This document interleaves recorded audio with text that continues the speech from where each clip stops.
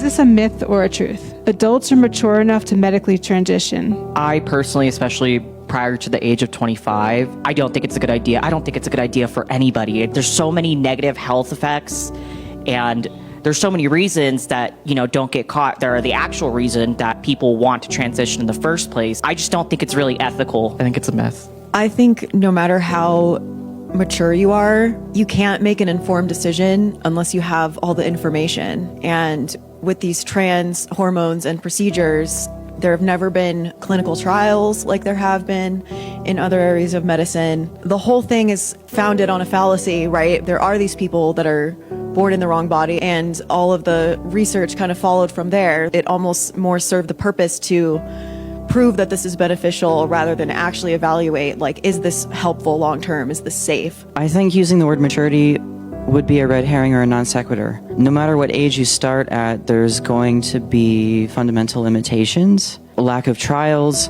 I would add to it that there's things that people just didn't know when I was transitioning. They're attempting to invent something, invent a form of body modification that they perceive as a treatment. So I don't think there's a way around that, and the question is if it would be ethical for a doctor to participate in that if it's violating the first do no harm. So I would say I think that as far as whether I think the care is ethical, no, I don't think the care is ethical. But if you accept that the care was ethical, I think there are some adults who may be competent to make those decisions. But the problem is that the cohort of people who take on this trans identity, there's a very high level of pre-existing mental health conditions, things like bipolar disorder, depression, ADHD, autism especially, and so you have people who have mental health issues that oftentimes are not adequately explored. For example, I started hormones. I made an appointment 3 months before I turned 18. So I had one appointment the day after I turned 18 over Zoom, and they just